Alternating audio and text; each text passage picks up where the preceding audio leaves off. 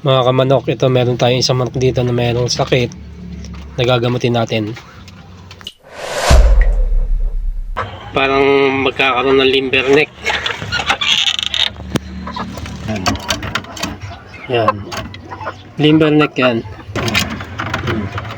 Madali lang gamutin to. Nakakain lang to ng marumi. So lilinisin lang natin yung sistema niya. Yung immune system para maihitain niya yung kanya, yung nakakain niyang dumi. Okay mga kamanok, gamutan time na naman. So ito mga kamanok, nanghihina na kasi nagkalimber na to. So try natin kung magagamot pa natin. Karaniwan sa mga ginagamot sa limber neck mga kamanok yung Yakult saka asin. Palibasa wala tayong nabiling Yakult, kaya itong probiotics natin ang gagamitin natin. Parehas lang naman mga kamanok ang trabaho ng probiotics at saka ng Yakult. Nagbibigay siya ng good bacteria sa ating katawan. Hindi ko masyado may paliwanag sa inyo mga kamanok kasi hindi naman ako expert sa mga ganong bagay. So itong asin mga kamanok, konti lang, hindi natin dadamihan.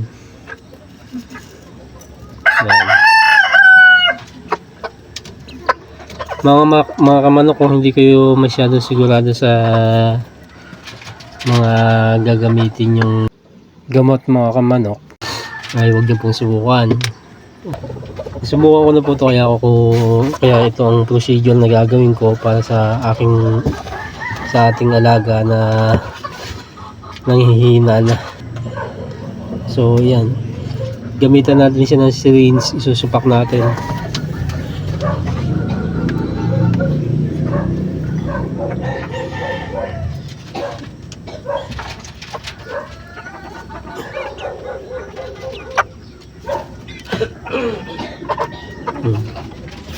Mga kamanok, nakakalunok pa siya. So ibig sabihin mabubuhay pa. Na-absorb pa niya yung ibig sabihin ina-absorb pa niya yung sinusubo natin sa kanya.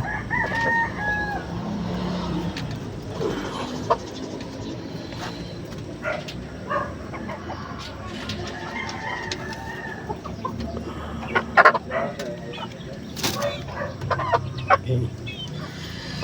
Isang takip mga kamanok isang takip po ipapainom natin sa kanya, tapos konting-konting asin lang,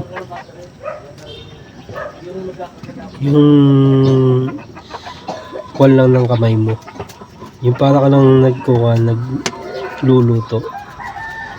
Tatlong ganito.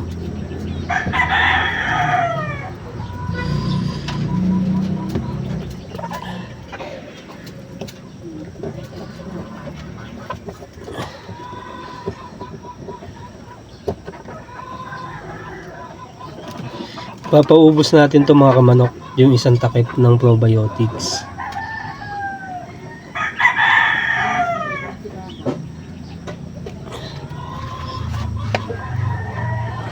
Kasi parang ito na rin na magiging laman ng tiyan niya.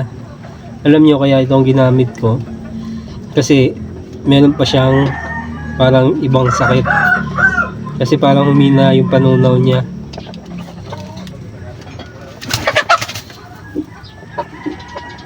Siguro yung iba sa inyo magtataka bakit humina ang panunaw, limber neck lang naman. Meron akong naobserbahan sa kanya na nagsimula sa limber neck yung sakit niya, pero parang nagkaroon siya ng ibang sintomas. So nanghina siya. Yan po mga kamanok, mahina. Susubukan ko, itatry natin, baka makasurvive pa. Then mamaya Susubuan natin siya ng tubig, mga kamanok. Tapos mamayang hapon susubuan natin siya ng gamot. Susubuan natin ng Premoxil o baka makuha pa. So yung mga kamanok, sa ngayon i-isolate ko muna siya. Sana makasurvive siya.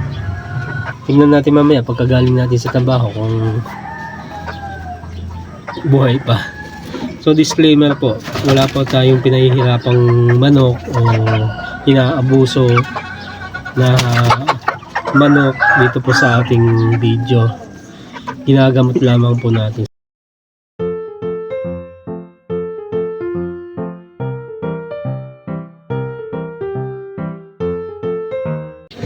Nagsimula lang po yung mga kamanok sa limberneck, pero mayroong ibang sintomas ng sakit. May ibang sintomas ng sakit kaya nanghina siya. The next day.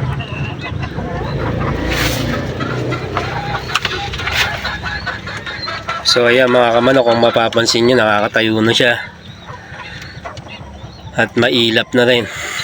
Hindi ko matukoy mga kamanok kung limberneck ba talaga yun o sadyan sa sipon lang, kasi ngayon meron siyang halak. Ayan. So dahil naka-isolate siya, gagamutin na natin. Susubukan na lang natin siya ng Trisolac para magtuloy-tuloy ang galing niya. So effective yung ginawa natin kahapon na pagpapainom ng probiotics, yung pagsusupak natin. Kahapon halos hindi na makatayo yan mga kamanok. Kung mapapansin ninyo kahapon, nakalaylay din ang leg nung hawak ko. So itutuloy lang natin yung paggagamot sa kanya. Total naman nakarecover siya sa hindi ko masabi mga kamanok kung limberneck ba talaga yung kahapon, kaya baka nanghina lang siya dahil sa sipon. At ngayon medyo malakas na siya. Tuloy-tuloy na natin yung paggagamot. Yung sipon na lang ang gagamutin natin at saka yung halak niya. So tuloy-tuloy tayo.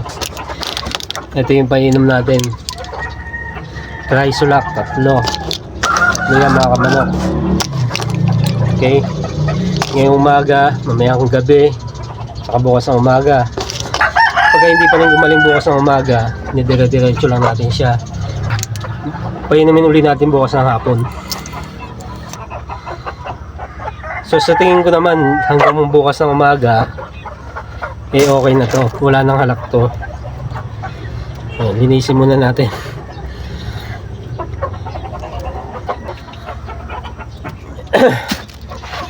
Yung ganitong kaso mga kamanok, hindi pa naman kailangan ng declogging kasi hindi naman to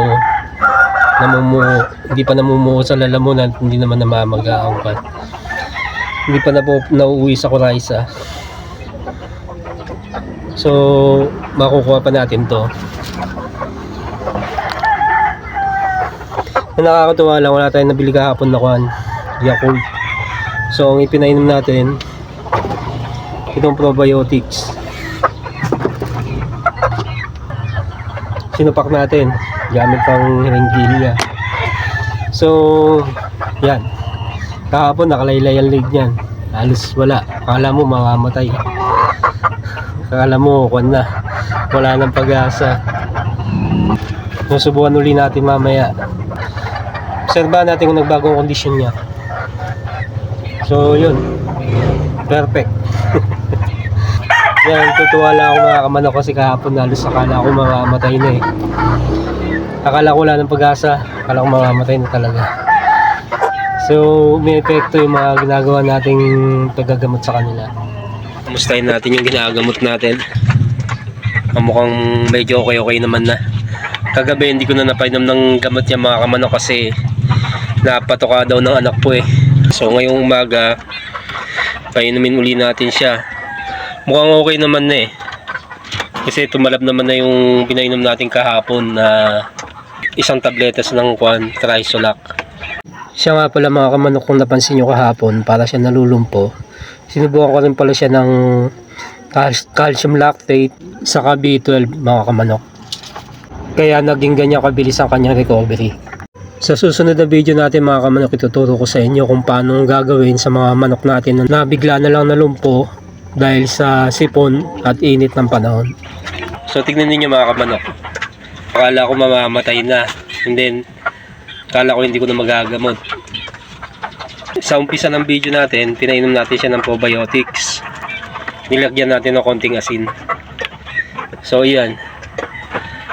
Ngayon, paiinumin na lang natin siya ng Trisulak pa uli para magtuloy-tuloy ng paggaling niya.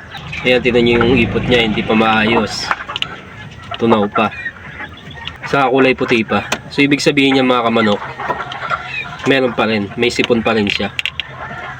Okay mga kamanok, dito ko natatapusin tong video na to sa paggagamot natin dito sa ating inahin ngayong araw na to. Ito yung last day niya. So bali pa inumin natin siya ngayon at saka mamayang gabi. Isang tabletas na lang ngayon ng Trisulak at saka Premoxil mamayang gabi kasi sa kondisyon naman niya mukhang maayos naman na siya. And then ito nga pala mga kamanok, isinend sa atin yung video ng isa nating kamanok na napayuan natin tungkol sa manok niya na ayaw kumasta.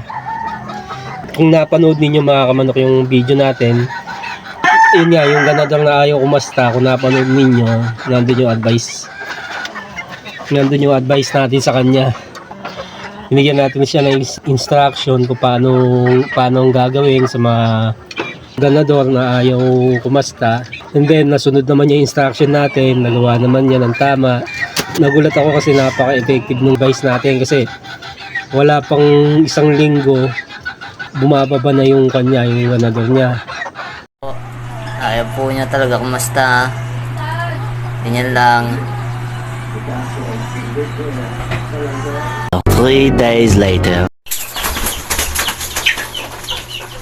Ayos ka manok, effective.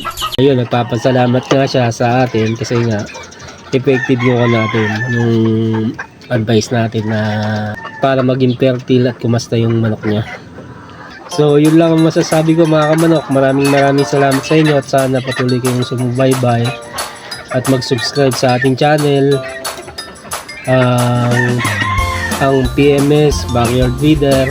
Kung sakali man po napadaan ang video na ito sa wall ninyo, huwag niyo po sana kakalimutan na like, share, and subscribe para po sa mga susunod pa na videos na ina-upload po natin dito sa ating channel. At pakishare nyo na rin po sa mga kapwa natin magmamanok. At yun nga po, lahat po ng mga ina-upload po natin dito ay base lang po sa ating pang-araw-araw na pag-aalaga at mga observation sa ating mga inaalagang manok. Maraming salamat po.